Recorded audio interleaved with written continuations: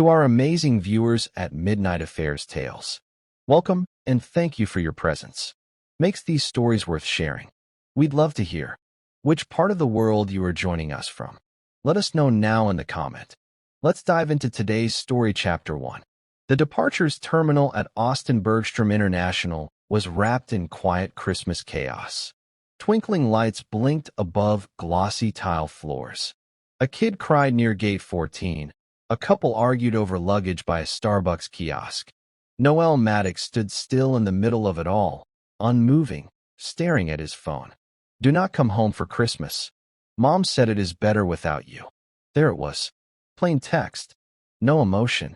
Sent by Aiden, his son. Noel blinked hard, trying to breathe, but his lungs seemed to reject the idea. The noise around him faded into a dull hum, like pressure building behind a closed door. He looked again, hoping it had changed, but it had not. He had taken emergency leave to surprise them. After a contract in Manila had gone sideways, he cashed in a favor and caught the first flight back. 12 months abroad, no contact.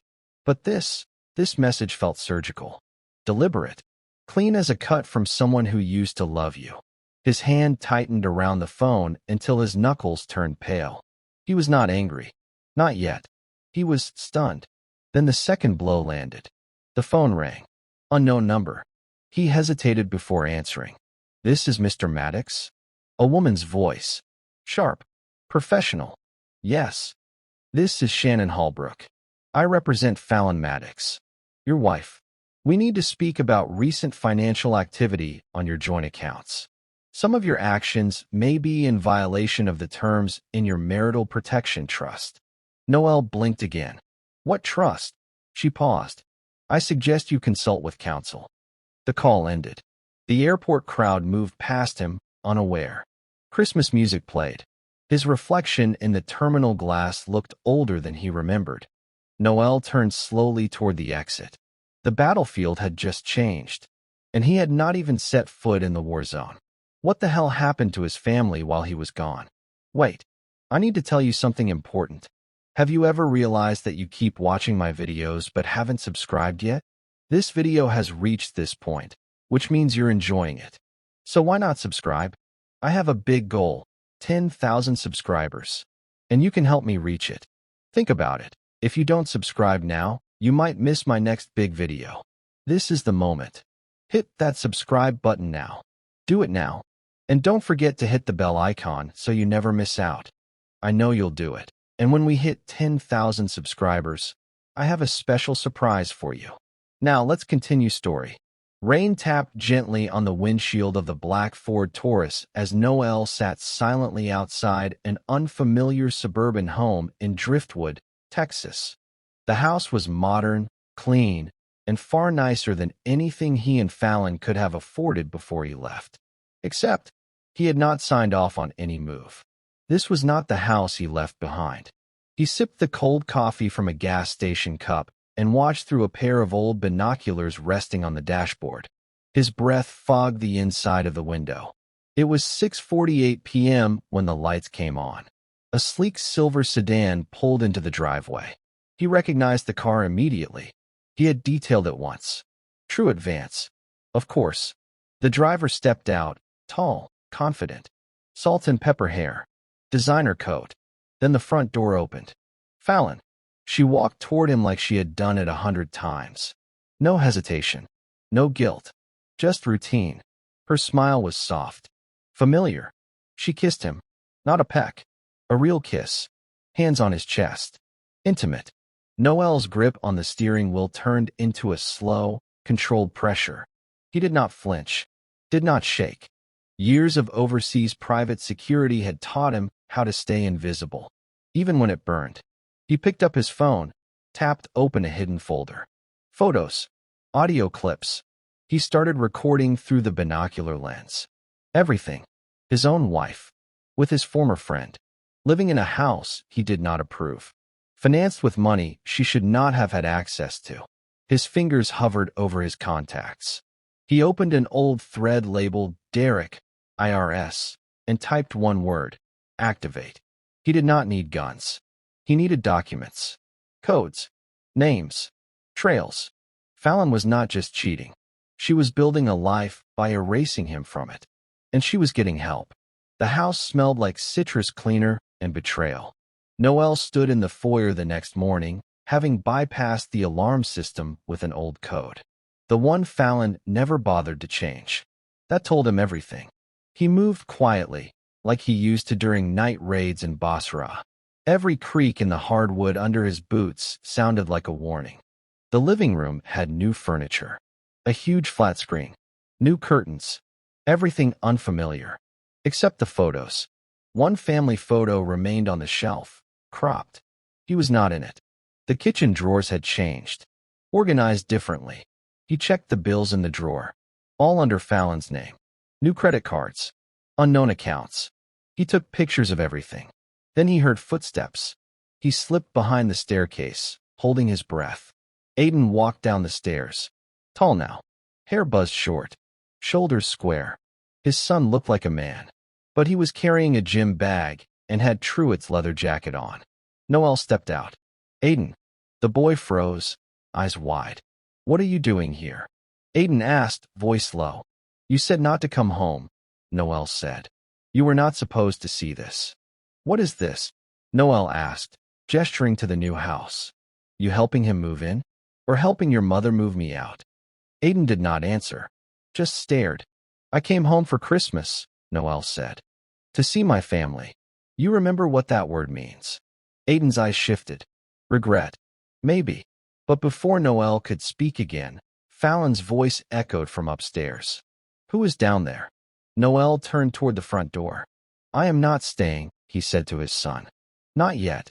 As he stepped outside, the cold bit his skin. This was no longer his home. But soon, it would be their battlefield. Rain poured like glass beads over the windshield as Noelle watched from his parked car 2 blocks away. From this angle, he could see the full upper floor of the new house Fallon now claimed as hers. His daughter Nora's bedroom lights flickered, then went dark. But Aiden's room, corner window, facing the street, remained lit. Then, movement. Noelle leaned forward. Aiden stepped into the frame. Shirtless, phone in hand. He looked out the window, directly across the rain-slicked street, eyes locked toward Noelle's car.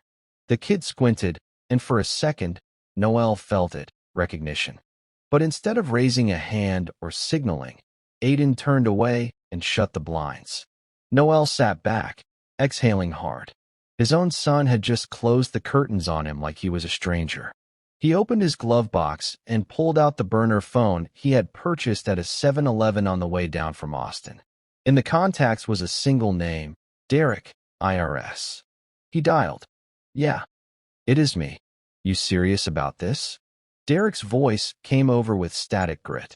They are funneling through a fake mental health nonprofit. I need you to follow a trail. You got names? Fallon Maddox. True Advance. Possibly 3 more shell entities tied to a new foundation's clinic. Check tax-exempt records. Follow the money. Silence.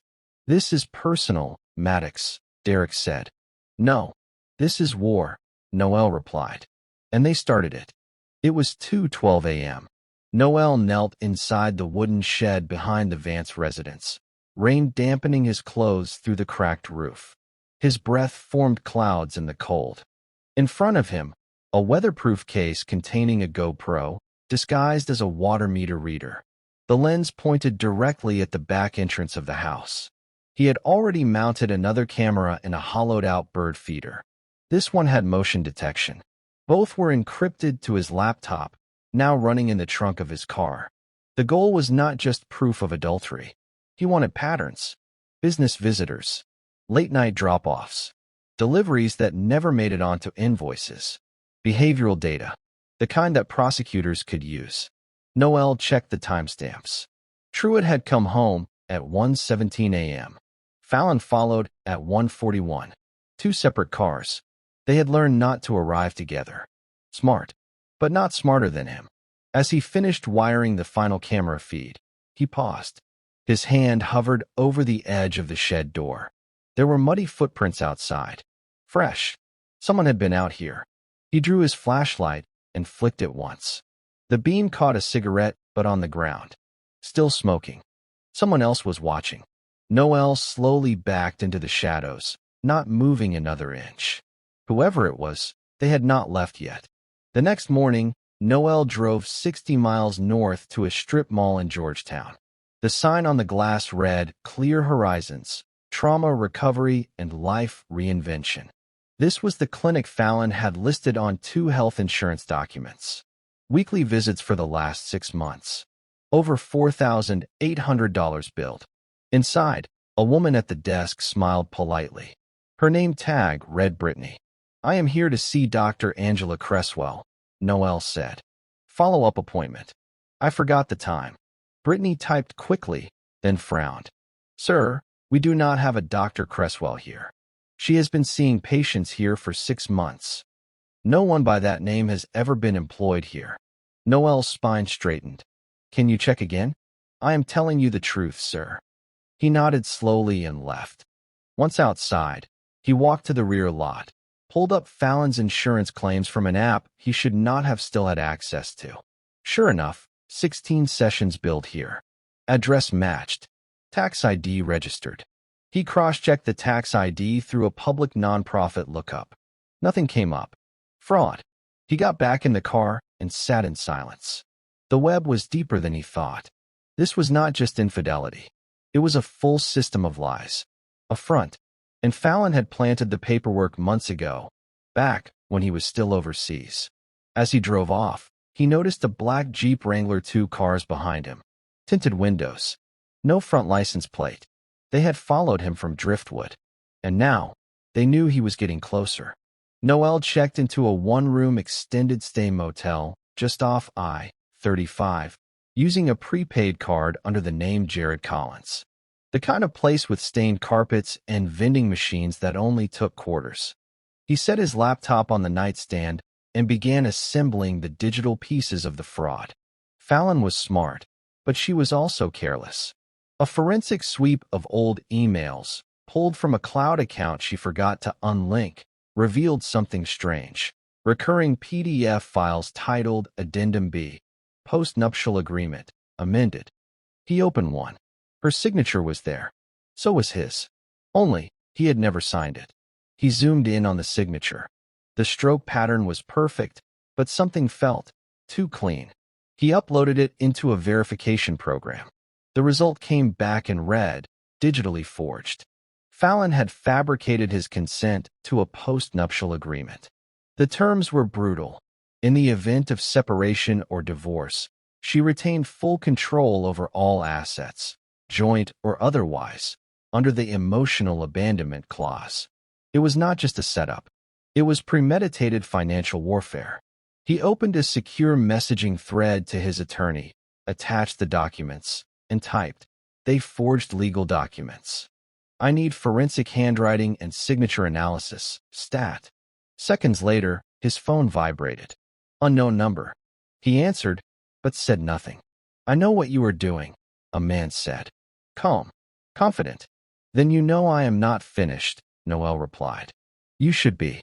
The call ended. No name. No trace. But the voice, it was not Truitt. There was another player. And Noel had just walked straight into his game. 2 days later, Noel arrived at the Glass House, a private event space downtown, posing as a silent investor under an alias passed through a shell contact. The event was a charity gala for New Foundations Global, the same nonprofit Fallon had used for her therapy receipts. He wore a clean suit. No tie. Dark watch. Hidden mic pinned under his collar. The gala was high-end, suits, pearls, red wine, and lies. He moved along the perimeter, avoiding eye contact, snapping silent photos of attendees. Truitt stood near the center of the room, laughing with a group of donors. Fallon was beside him, hand on his arm, face flawless under soft lighting. Noel's eyes found Aiden near the bar, sipping something that definitely was not soda. He was laughing, happy, at home in this world. Then Noel's gaze shifted to a man in a charcoal suit, standing alone. Late 40s. Cold eyes. Familiar face. He was not on the guest list. But he was watching Fallon and Truett. Noel reached for his phone to snap a picture, but the man vanished behind a server's tray before he could get the shot. He moved through the crowd, brushing past Fallon's shoulder. She flinched, turned.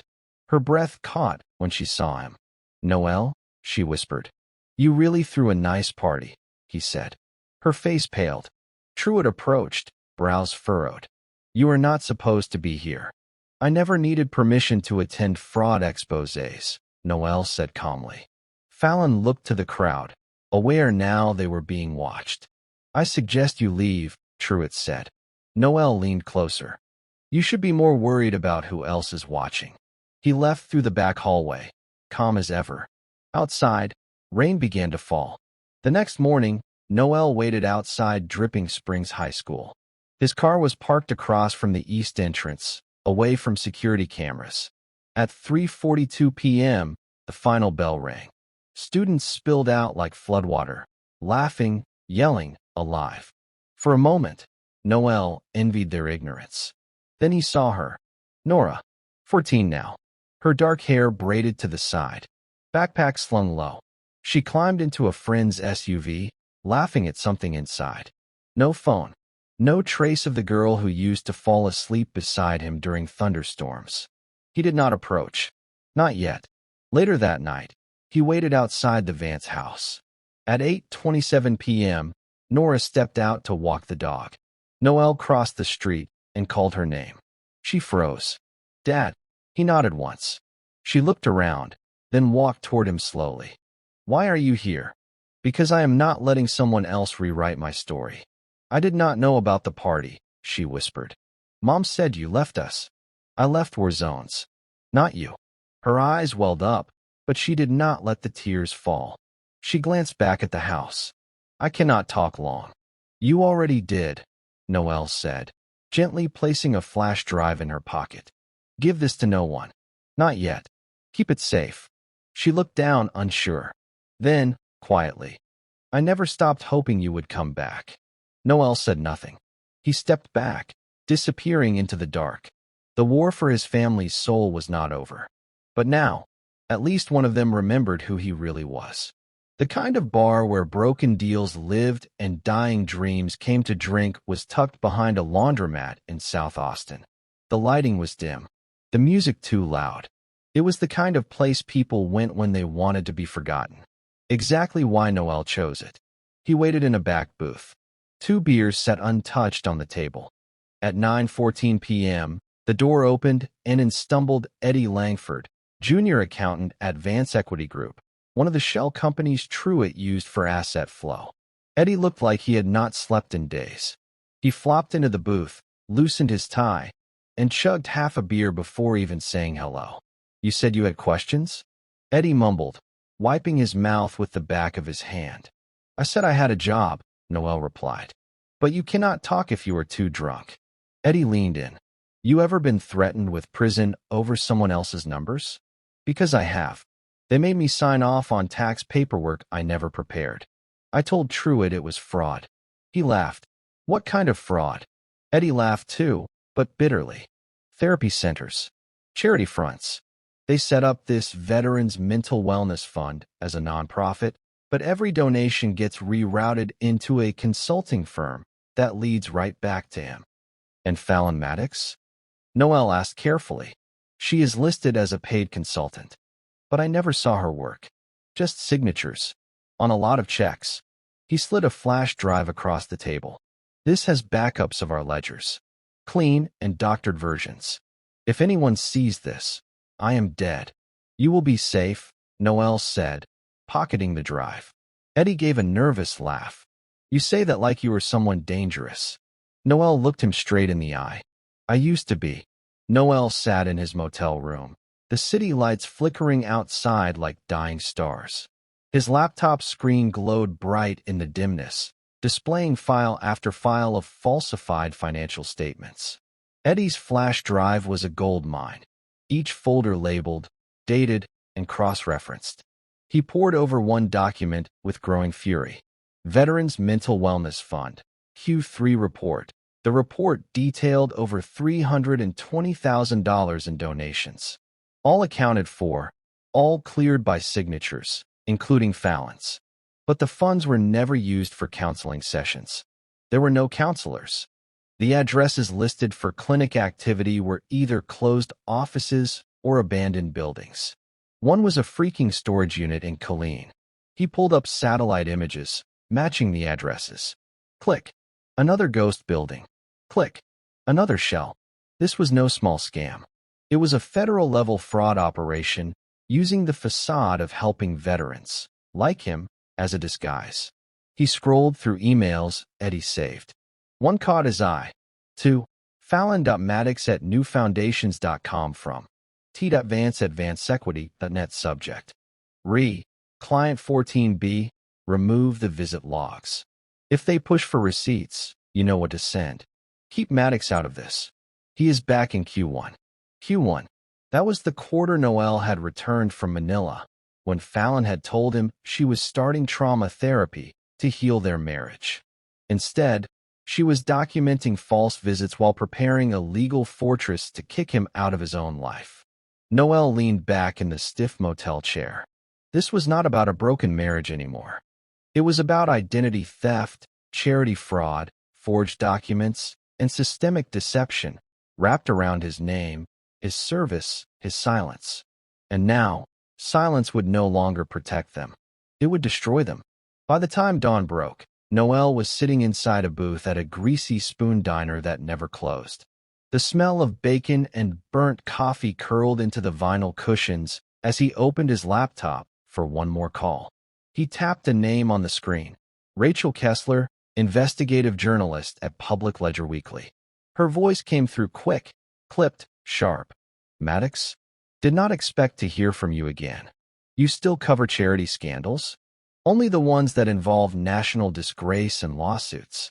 What do you have? He dropped 3 names. Fallon Maddox. True Advance. New Foundations Global. Then he said the word Veterans Fund Laundering. The pause on the line said more than any question could. I am listening, she said. I have documents. Audio. Video. Internal reports. Fake clinics. I want the truth out. But you need to hit them all at once. News, donors, lawyers, regulators. No warning. Rachel chuckled. You always were a dramatic one. Noelle's voice dropped to a low edge. This is not drama. This is war. And I am winning it with truth. They arranged a meet in 2 days. Secure location. No digital trail. No assumptions. He hung up and stood, the waitress refilling his untouched coffee. He nodded his thanks and walked out into the sharp, dry cold of the Texas morning. The game had changed. This was no longer about Fallon cheating. It was about who helped her do it, why they did it, and what they built behind his back. They had set fire to his name. Now he was going to burn down everything they stood on. Fallon stood beneath crystal chandeliers in a soft ivory dress that shimmered under the lights. Her smile was polished, her posture practiced. She laughed at all the right moments, touched arms when needed, and carried a glass of champagne she barely drank. She knew how to blend into a wealthy room without effort. But behind her was chaos. Noelle watched from the mezzanine above, unseen in the shadowed corner where the event photographer usually perched. He wore a pressed black suit and thin wireframe glasses. Just another donor among many. Truitt walked up beside Fallon, whispering something into her ear. She touched his shoulder and laughed, too loud. A moment later, she glanced around the room. Looking for someone. Looking for him. Noelle clicked the shutter on his miniature camera embedded in his cufflink. 2 clicks. One for the public image. One for the private fall. The event host called for attention. Truitt walked up to the podium, thanked the donors, gave a speech about integrity, mental health, and family values. It made Noelle's stomach turn.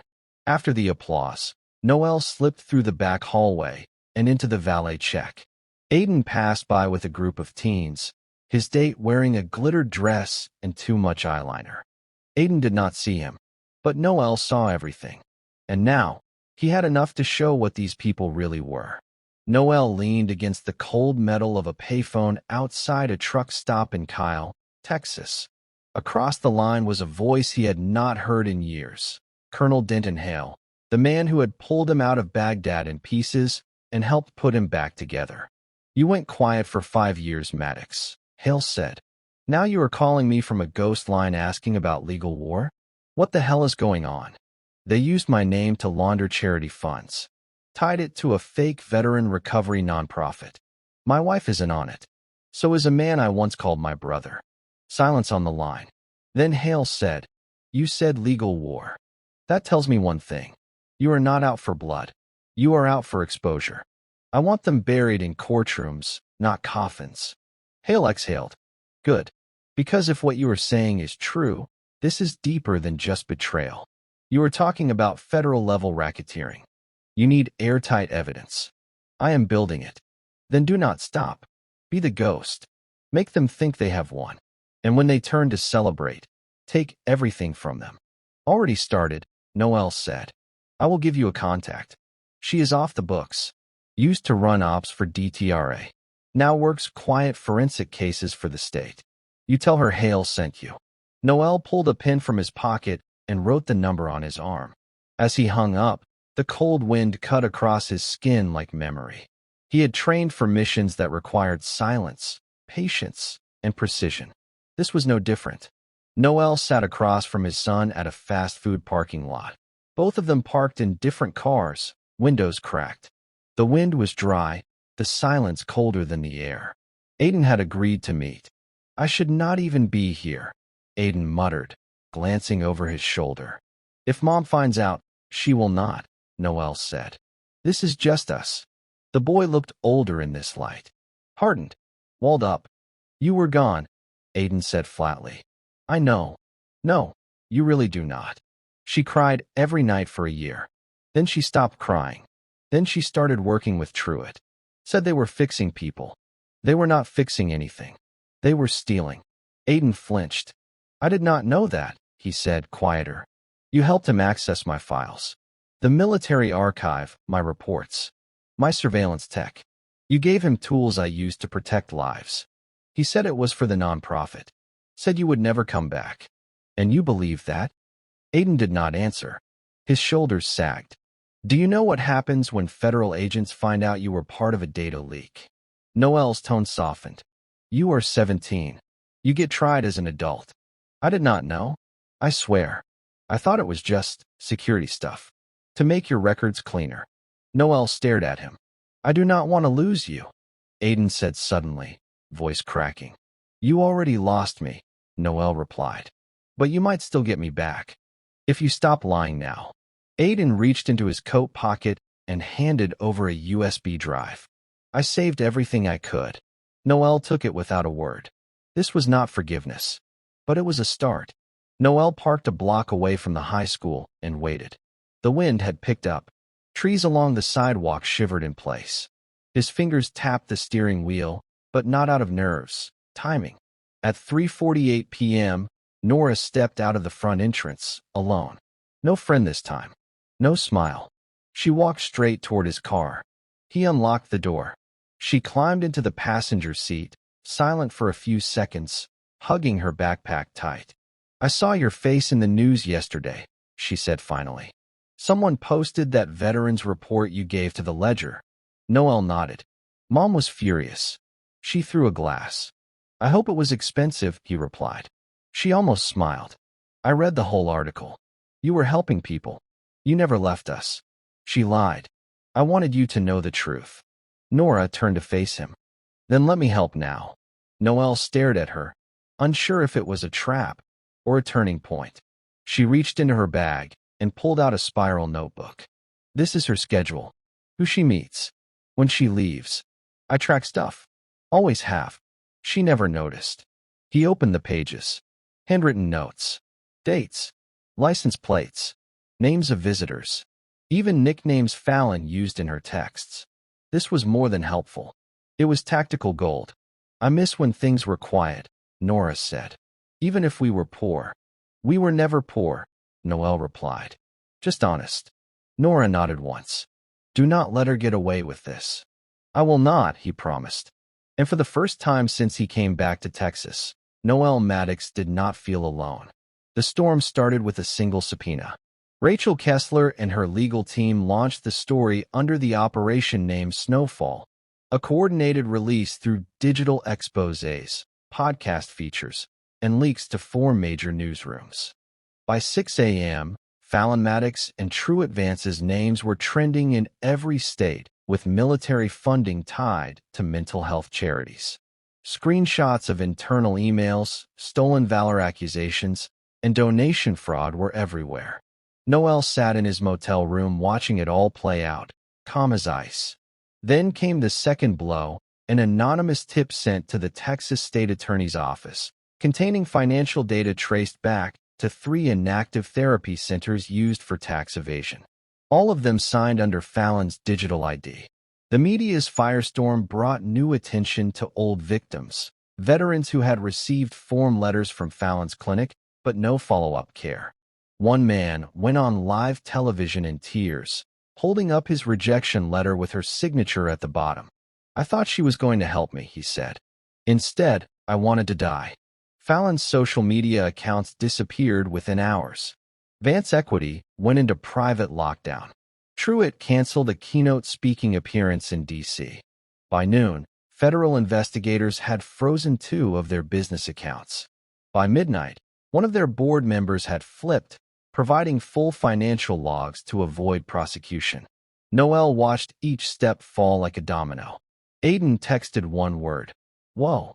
Nora sent a screenshot of Fallon crying in the kitchen, wine glass shattered at her feet. It had begun. The house was not on fire yet, but the smoke was visible from every direction.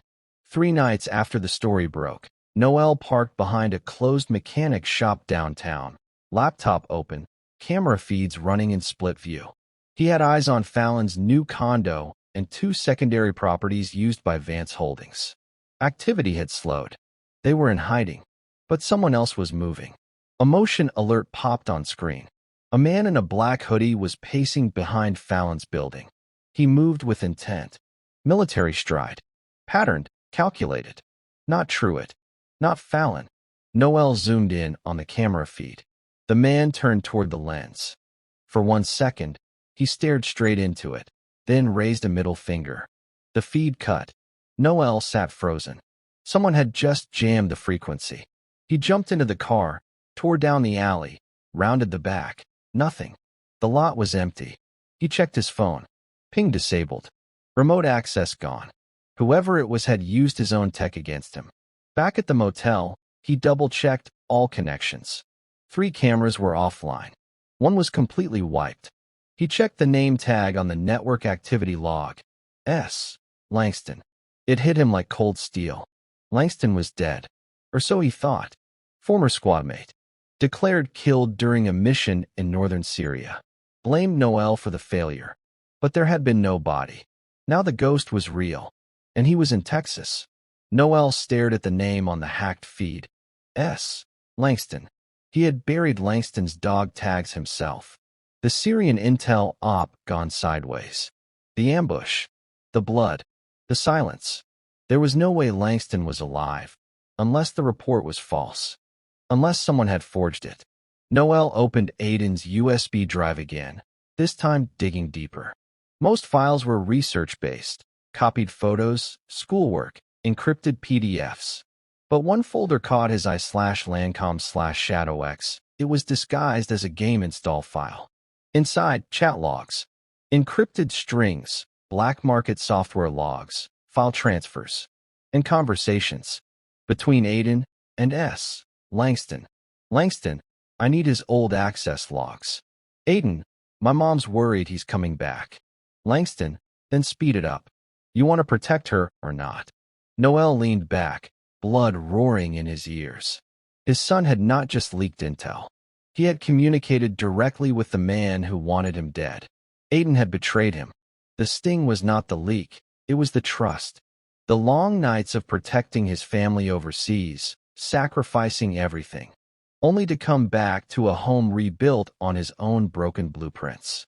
And now his son had helped the ghost walk again. Noel closed the laptop slowly. The war was no longer just financial. It was personal. And now it had a face. The garage was cold and smelled of rust and pine oil. Aiden stood inside, jacket zipped to his chin, eyes locked on his father. You looked through the drive. I did. Aiden shifted. I did not know what Langston really wanted. He told me you were dangerous. Said you got his squad killed and that the military covered it up. You believed that. I did not know what to believe. Mom said the same thing. She said you went dark for a reason. She lied, Noelle said quietly. She needed you to believe I was unstable so she could build her life without me. Aiden's face cracked. She was scared. She was careful. There is a difference. A long silence passed between them, thick as winter fog. Did Langston threaten you? Noelle asked. No, but he said if I helped him, it would be over faster. That I could protect Mom and Nora. Noelle stepped closer. He used you, just like she did. You were a tool, but you can still choose to be something else. Aiden's voice broke. I did not mean to hurt you. You did, Noelle said. But now I need you to help me stop him. How? Noelle handed him a second USB drive. Install this into your mother's laptop. It will record her keystrokes and capture everything she tries to delete. Aiden hesitated. You owe me this, Noelle said. And more. Aiden took the drive. Slowly. I will do it. Noelle nodded once, the way he used to before a mission. The trust was not repaired, but it had been repurposed. Rachel Kessler had arranged the meeting in a nondescript building downtown with flickering hall lights and no receptionist. Inside the conference room, Noelle waited beside a woman in a dark suit with short gray hair and a stare sharp enough to cut glass. Geneva Albright, former white-collar prosecutor, now an off-record asset for strategic takedowns. She slid a document across the table toward Noelle. These are your options, she said. Civil litigation is slow and media-sensitive. Criminal exposure? That can get dangerous. But there is a third path. What is that? Asset sabotage. Quiet, legal, but complete. We hit their banks, freeze flows, trigger audits. While that runs, we subpoena for documents tied to the nonprofit. Then we leak the findings to international partners. Why international? Because Vance routed money through European crypto exchanges. If we press from this side, he will run there. When he does, we already have agents waiting. Noelle glanced through the documents. Flowcharts, names, timelines. This is war planning. No, Geneva said. This is extermination. You said you wanted to bury them. This is the shovel. Noelle tapped the table once. Then we start today. Already did, she replied. Check your phone. He did. A news alert. Federal watchdogs to audit new foundations global following fraud allegations. Noelle's pulse did not race. But inside, a long-dormant fire began to rise. They had stolen from soldiers. They had manipulated his son. They had erased his name. Now he would erase everything they built. Inside the war room Geneva had set up in a vacant back office, Noelle stared at the digital layout of his own past. Mission files, redacted reports, deployment timestamps. Geneva's tech assistant had decrypted archived logs that Noelle himself had not seen in over a decade. It was all connected. Truett Vance had not just stolen money. He had embedded himself inside black market recon units, using Noelle's identity clearance as cover years ago. Under Noelle's name, he had accessed storage bases, rerouted classified intelligence, and filtered field data to foreign contractors. The true betrayal had started before Fallon. Noelle leaned over the screen, his jaw tight. Why me? Why use my ID? Geneva replied without blinking. Because yours was clean, decorated, invisible. You were a ghost. Easy to use, easier to blame. Noelle scanned a photo pulled from an old mission debrief. There was Truett, in uniform, smiling next to Langston. Langston was part of it. Langston was their weapon, Geneva said. He faked his own death and disappeared into civilian operations. The lie gave Truett power. The cover-up gave Fallon leverage. It was not about your marriage. It was always about removing you from the picture entirely. Noelle said nothing for a long time. Then he stood. If this is a war they built on my name. He clicked open his personal encrypted drive, one he had kept offline for years. Then it is my name that will finish it. The story dropped at 5:01 p.m. on a Friday, a calculated strike. While Fallon and Truitt expected a quiet weekend to regroup, Geneva's team launched a wave of precise leaks into every public channel. Reddit threads, Twitter drops, podcast soundbites, hidden interviews. Old military blogs resurfaced under fake usernames, each one sharing Noel's documented missions, real timestamps, true clearance records. The narrative was clear. The man they erased was never gone. He was used. Photos from their gala appeared side by side with evidence of missing federal aid checks, matching faces with dates and crimes. Fallon's name was found on half a dozen forged donation receipts. Truitt's email signature matched requests for silent Bitcoin transfers. Fake veterans were tracked to properties in Florida, owned by Fallon's cousin. By midnight, hashtags were trending. Hashtag Fallon fraud, hashtag Truitt traitor, hashtag Maddox returns. The media flipped. Noel watched it from a diner, coffee untouched. Across the booth, Geneva nodded slowly. Next step is engagement, she said. They will deny. Then they will threaten. Then they will run. Noel replied calmly.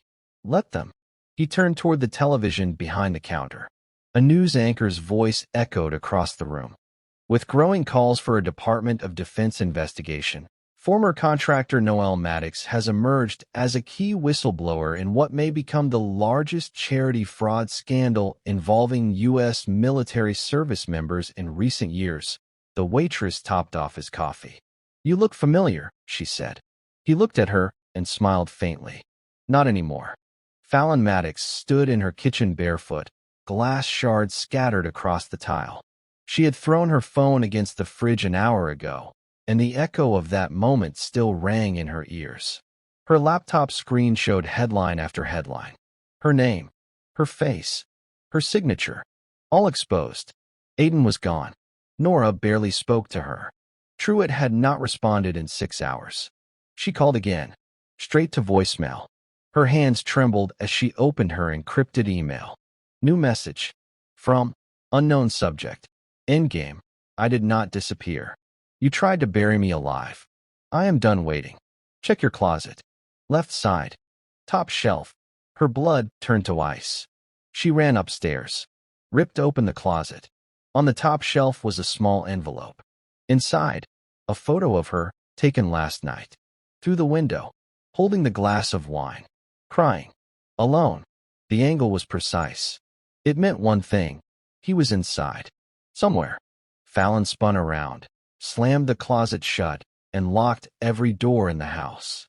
Her breath quickened, her skin cold with sweat. He had been close enough to watch her fall apart, and she had never seen him. That was the part that scared her most. Not the evidence, not the news, but the fact that Noel Maddox was no longer reacting. He was orchestrating, and she was dancing on the strings. Truitt Vance paced in circles inside his downtown office, what was left of it.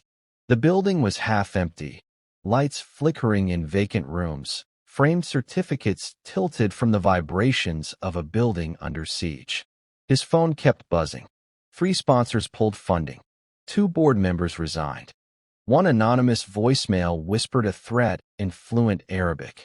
He threw the phone across the room. It hit a glass partition and bounced off.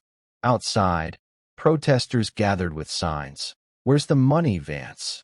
Stolen valor, stolen funds, justice for real soldiers. Inside, his assistant entered slowly, holding an envelope.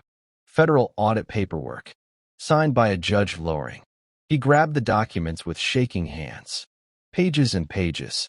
Financial forensics, seizure notices, alerts on flagged offshore accounts. Noel Maddox did this, he muttered. The assistant nodded slowly. He is everywhere. Truitt turned toward the window. His empire was rotting beneath his feet. The security cameras had been disabled. The backup servers were already seized. One wrong step now, and he would face prison. His reflection stared back at him from the glass. For the first time in 20 years, he looked like a man who had finally lost control. Noel had always planned the moment. It had to be clean, controlled. A single shot, not with a weapon, but with truth. He invited Fallon, Aiden, and Nora to a quiet, empty restaurant after closing hours. Geneva arranged the private space. Security was posted outside, discreet but ready. Fallon entered first, cautious, tight-lipped. Aiden followed, unsure. Nora sat silently, eyes fixed on her father. The table was set. 4 plates. No food. Just one small voice recorder placed in the center. Noel pressed play. Fallon's voice crackled through. If he ever finds out, we are both screwed. You have to move the last payment fast. Maddox is back in Q1. I do not want him near my accounts. Truett's voice followed. He will not be a problem once Langston finishes this. Fallon stood, panic in her eyes. You had no right. You signed away that right. Noel interrupted calmly. To money. To power. You used our kids. Used my name. You used my deployments as cover. Aiden looked pale. You told me he left us. Fallon looked at him, pleading. I did it for you. For our future. You do not understand what it was like. No. Nora said, standing. We do understand. We were just not enough for you. Fallon broke. Tears fell, but Noel did not move. He watched. Measured. Memorized. I am not the man you tried to erase, he said. I am the one who is going to bury the lie you lived on. Then he stood, leaving the recorder behind, letting her listen to her own downfall. Geneva's contact inside the Department of Defense had finally delivered classified footage from Syria, recovered from a drone that had never been included in the official report. The file was titled Langston_Sector 4_CMX. Noel watched it in a secured room. The lights dimmed, air still. On screen, the failed extraction mission from 5 years ago. Gunfire. Chaos. Then, Langston, standing with foreign militia members, trading gear, not wounded, not abandoned. He had defected. He had faked the death. And the worst part, Truett was there. In the background. Helmet off. Talking. Unlisted asset presence confirmed, Geneva whispered. They sold intelligence. Weapons. Possibly even personnel locations. Noel stared at the footage, silent.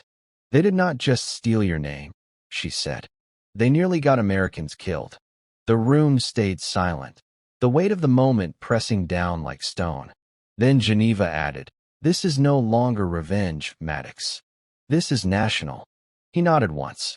I want that footage to go to every senator who ever shook their hands. Geneva looked at him. And what about Langston? Noel's answer came cold. I will handle Langston myself. Aiden sat on the edge of his bed, the same bed where he used to build Lego castles and dream about flying drones. Now he stared at the wall, blinking through tears that refused to fall. He had not touched his phone in hours. The group chats were silent. His friends had seen the news. They had seen him in photos with Truett. They knew he was the son of Fallon Maddox, the woman now being called the face of modern betrayal. Everywhere he went online, there were hashtags. Hashtag Vance the thief, hashtag Fallon the liar, hashtag Aiden Maddox was in on it, he was not. At least, not on purpose. But now, his silence felt like consent. A knock came at the door. It opened before he answered. Nora stepped inside. She had never looked so much like their father. Silent, focused, fire in her eyes. You need to talk to him, she said. He hates me. He is the only one who still might not. Aiden looked down at his hands. I thought I was protecting Mom. She made me believe she was the one trying to survive. She was, Nora said. But she made us the weapons. That night, Aiden drove to the motel. Alone. He sat in Noel's car for 2 full minutes before speaking. I deserve whatever you think of me. Noel stared at the windshield. That is true. But I want to help. For real this time. You cannot undo what was done. But you can stand in front of what is coming. What is coming? Noel looked at him now. Fallon and Truett built a castle out of my history. And now I am going to burn every stone. Aiden nodded, silent. He did not ask for forgiveness again, because now he understood what it really cost. Geneva pulled Noel aside the next morning with a file marked Red Omega, eyes only. It was delivered by an anonymous courier. No stamp, no name. Inside were 3 photos. One was of Fallon, one of Truett, and the third. Noel froze. It was Major Julian Price. Dead. Killed in Afghanistan. Or so the report said. Geneva's voice dropped. He is alive. New name. Government consultant for a shell security company based in Delaware. He is the one who cleaned the logs after Langston's mission failure. The forgery trail leads straight to him. He was the one who filed my discredit request, Noel said slowly. Yes. And he also filed the first tax-exempt paperwork for New Foundations Global. Noel stared down at the document. The ink felt radioactive. You are saying this goes beyond Truett and Fallon? Geneva nodded. You were not just a target of betrayal, Noel. You were a liability. Someone with too much access. Too clean of a record. This was not about money. No. It was about control. That night, Noel opened his laptop and pulled up an old military video. Him and Julian Price in a dusty tent outside Kandahar. Julian had always been the man who smiled at chaos. Now he was the man behind the curtain. The true architect. The last enemy. And this time, Noel would not let him stay hidden. Fallon walked into the private residence at 3:22 a.m., wearing a hoodie and sunglasses. Her hair was tucked under a cap. She moved like a fugitive, because she was one. Inside the penthouse suite, 2 men stood waiting. Truett and Julian Price. She looked at Julian like she had seen a ghost. You are supposed to be dead? Yes. I know, Julian said, sipping a drink. But death is such a technical thing. Paperwork can be creative. Fallon walked to the window, heart racing. They know everything, she whispered. The kids have turned. Noel is building something. Geneva Albright is behind it. She is pressing hard. Julian set his drink down. Then we press harder. They have documents. Footage. If this goes federal, it will not. You just need to slow him down. I cannot stop him, Fallon said. He is not who he was. He is better. Focused. Unshakable. Julian smiled. Then we make him emotional again. Fallon turned sharply. What does that mean? It means we hit the only thing he cannot bury, Julian said. His daughter. Fallon's face dropped. No. You lost your vote the moment you took the money, he snapped. Truett stepped forward. There are lines even I will not cross. Julian laughed. Then I will cross it for both of you. Outside, a security camera blinked. A second later, it turned off. Noel was already watching, and he had just found the final face in the war. Geneva moved fast. By 7 a.m., international banks linked to Vance Holdings had frozen 2 major accounts based on U.S. evidence of tax fraud and improper corporate identity filings. Digital transactions were paused mid-transfer. Offshore shell companies blinked out of existence. The damage was surgical. Truett's apartment had already been vacated. Cameras showed him leaving with a duffel bag at 4:16 a.m., headed toward the border. By noon, he was arrested at a private airstrip south of El Paso with fake Canadian credentials and nearly $200,000 in cash. It made headlines. Noel did not flinch, but Fallon did. She had gone silent. No emails, no texts, no digital footprint. Geneva guessed she had gone underground, likely protected by Julian Price. That afternoon, Noel walked calmly into the district court building and handed over a packet labeled Classified Leak, Julian Price. Inside were documents showing not only Price's fake death, but his contracts with defense contractors, his connections to cyber surveillance, and his role in asset laundering through defense nonprofit grants. He left the building without a word. The federal clock had started ticking, and the world Price built was running out of time. It was Nora who found her. Fallon had reached out anonymously through a message board, posting under a fake name on a therapy forum. But Nora recognized the phrasing. The signature way Fallon wrote her lowercase g.s when emotional. Noel traced the IP through Geneva's team. It pinged a small cabin just north of Fredericksburg, Texas, rented under a false ID. He went alone. The air was sharp, silent. He parked a quarter-mile away and walked up to the porch in heavy boots, careful with each step. The door was cracked open. She was inside, sitting by the fireplace, eyes hollow. No guards. No escape plan. Just her. "You found me," she said softly. "You were never hiding. Just waiting to feel sorry enough." Fallon stood slowly. "They turned on me. Julian. Truett. They blamed me for everything." "Did you blame them when it worked?" She looked down. "I never wanted to destroy you. But you were willing to." She stepped closer. "Is there anything left of us at all?" Noel's voice was ice. "There is a daughter. And a son. That is all there will ever be." He walked out. No threats. No final words. He did not need to punish her. Karma already had the wheel. Julian Price sat at a private table in a five-star lodge in Durango, Colorado, eating rare steak and sipping from a decanter marked 1792. A man across from him slid a flash drive across the table. "It is done," the man said. "The leak? Backdated. Tied to a Maddox proxy account. Perfect." Julian smiled. That old familiar grin Noel remembered from deployment. He thought he had control. He thought he had buried every weakness. But what Julian did not know, what he could not know, was that the entire table was wired. Geneva had placed a ghost recorder in the flash drive casing.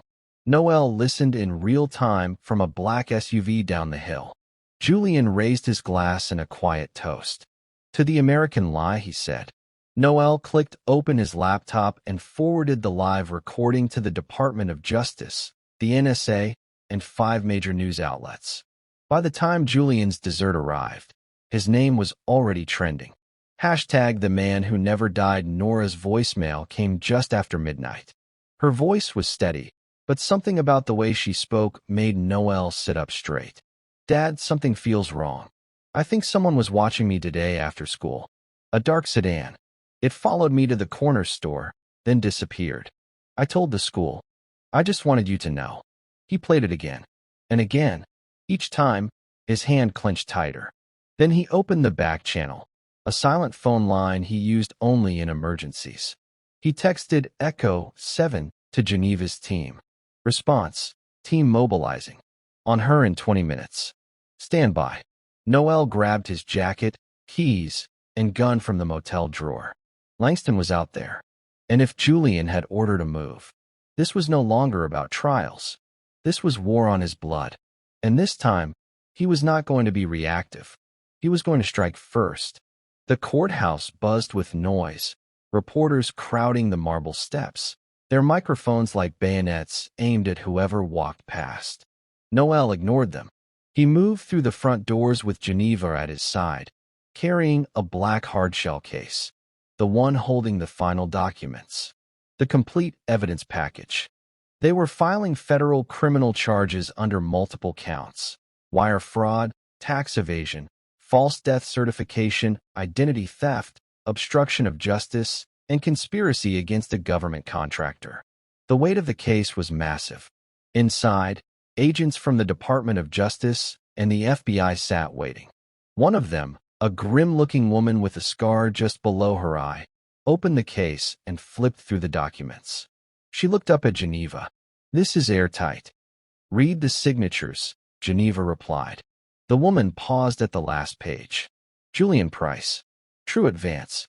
Fallon Maddox. S. Langston. One by one. Every thread tied. "This is going to hit fast," the agent said. "Fallon will likely flip. Langston, we will need to drag." Noel nodded. "I will help with that part." "You are the victim here, Mr. Maddox," the agent said. "No," Noel corrected. "I am the cleanup crew." By 5 p.m., Fallon's assets were frozen. A bench warrant issued for her arrest. She turned herself in before nightfall, escorted by her lawyer in sunglasses and silence. Cameras captured every second. The world watched. Truett was already in federal holding, denied bail due to flight risk and obstruction. News outlets ran a three-part expose headlined.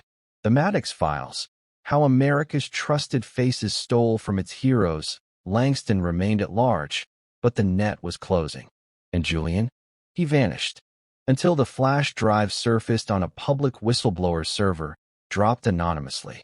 It contained every file linked to Project Red Omega, his covert operation, the fake death, the laundering pipelines, and a voice recording of him toasting the collapse of military oversight. The public fury was volcanic. Noel stood on the steps of his old house, now his again. Empty inside, but finally honest. Nora sat beside him, watching the sky turn from gold to charcoal. "You really came back," she said. "I never left," he replied. And for the first time in years, the air felt breathable. Julian had a weakness.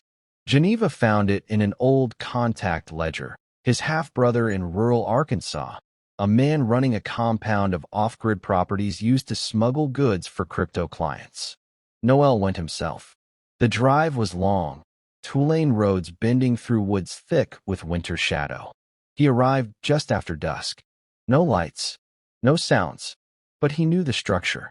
Military-grade prefab, steel-reinforced doors, coded lock. He bypassed the keypad, tripped a sensor, and triggered a camera. He wanted Julian to know. Inside, the power was off, except for a single desk lamp and a voice recorder. He hit play. "You are predictable, Maddox. You think justice is a matter of will. But you forgot. We never played the same game." Noel placed his own flash drive next to it. A signal jammer. Then turned and left. No fight. No gunfire. He did not need to win by force. He had already won in court, in public, in silence. The law was now coming for Julian. He would not outrun what was already written. The house was modest. 2 bedrooms. A wraparound porch. Quiet street with no reporters. No cameras. Just space. Noel stood in the kitchen, brewing coffee. Nora sat at the table, sketching with a charcoal pencil. Aiden was in the living room, half asleep with a book open on his chest. It was not perfect, but it was theirs. Geneva called just before midnight.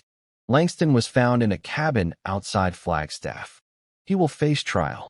Julian has been flagged at 2 borders. He will be caught. Noel said only 2 words: "Thank you." He stepped outside as the first fireworks cracked through the night. Cool air filled his lungs. For once, he was not watching over his shoulder. No false peace. No fake smiles. Just the sound of new beginnings. Behind him, Nora called out, "Dad, come see the sky." He turned, and this time he went. The letter arrived by hand. Noel stood at the edge of his porch as a man in a charcoal-gray jacket handed it over and left without a word.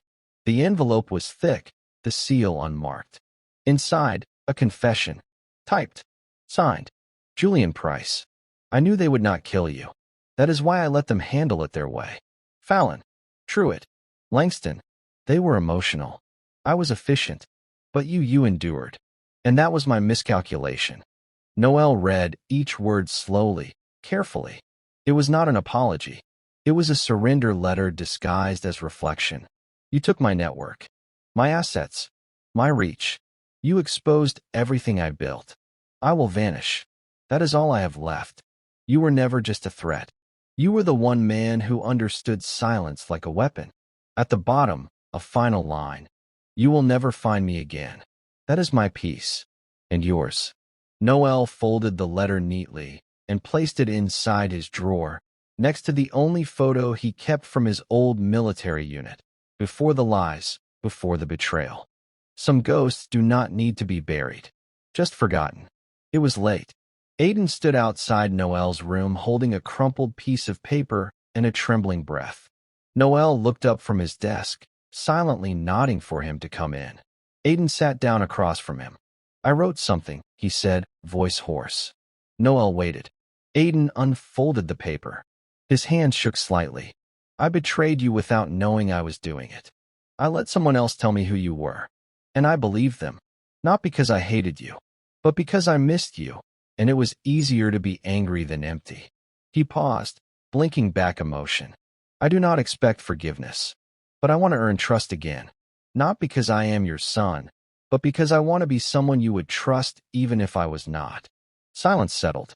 Noel leaned forward. "It took me years to learn how to speak without hurting. And you just did it better than I ever could." Aiden's eyes met his.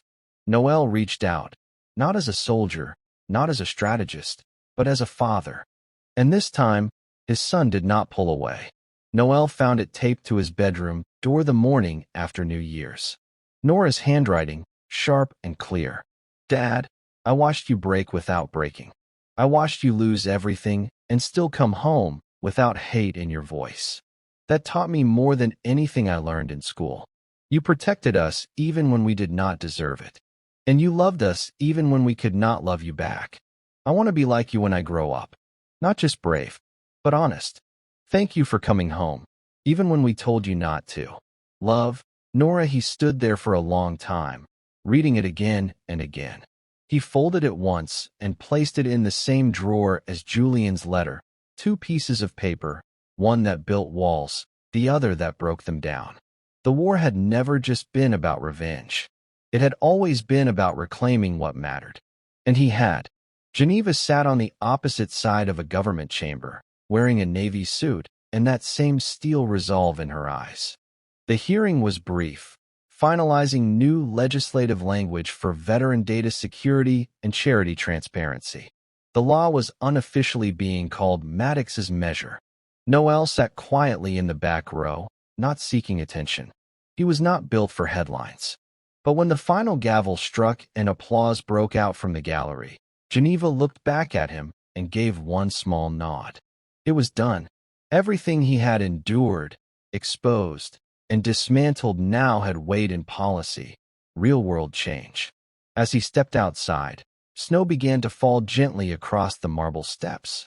It reminded him of that first message, the one Aiden sent. "Do not come home for Christmas." And now, he was home, and Christmas had come late. But it came with truth. The room was quiet. No microphones, no reporters, just folding chairs, a single podium, and 30 young veterans sitting in a VFW hall that smelled of old brick and fresh paint. Noel stood at the front, not as a whistleblower, not as a headline, but as a man who had learned how to lose everything and still stand. "I spent more time overseas than I did in my own home," he said slowly. "And when I finally came back, I found out someone else had moved into my place. Not just the house, my name, my story, my memories." Some of the veterans nodded. "I let silence become my shield. I thought if I just endured, things would fix themselves. They didn't. They got worse. Until I remembered something we used to say in the field." He looked around. "When they erase your story, you write it again." Louder. A pause. "I am not here to be followed. I am not here to be praised. I am here to tell you that no matter how far they push you into the dark, there is always a way back." One by one they stood and clapped, and Noel stepped down, having said everything he needed. Back at the house, everything was still. Nora was asleep on the couch, a blanket over her shoulders. Aiden was outside stacking firewood. Noel brewed coffee, humming an old tune from his deployment days. The snow tapped softly against the windows. Peace was not loud. It did not kick in the door. It crept in slowly, after the fight, after the dust. He walked outside, handed Aiden a mug. They stood shoulder to shoulder, staring at the frozen field. "You think he is still out there?" Aiden asked. Noel answered without looking away. "I know he is." "And you are done?" "Yes," Noel said. "Because sometimes the best revenge is walking away while they watch everything fall." He walked back inside, sat at the table where it had all begun, and finally let himself breathe. The camera sat on the table, recording, silent. Noel looked into it, not smiling, but not cold either. Just steady. "You know my story now," he said. "The betrayal. The war behind the curtains. The silence I used was like a weapon." He leaned in slightly. "But the truth is, I was never just a soldier. I was a father, a husband, a man who trusted too long, and finally fought back." He looked down at a framed photo of Nora and Aiden. New, taken just 2 days ago. This is what I kept fighting for. Not to win, but to survive with something worth keeping. He reached forward and turned off the camera. Dark screen. Silence. Peace. Final words to MY viewers. Before you scroll away, let me ask you this. If someone tried to erase you completely, your name, your story, your truth, would you vanish quietly, or would you fight back with everything? Let us know where you are watching from in the comments. City, country, wherever. We want to know where this story found you. If this story gripped you, like the video, subscribe for more twisted thrillers and ruthless revenge tales, and share it with someone who loves a story with fire in its bones. We will see you next time with another epic revenge, another twisted betrayal, and one more reason to never trust too easily. Until then, take care of yourself. And remember, the truth always finds its way home. End of story.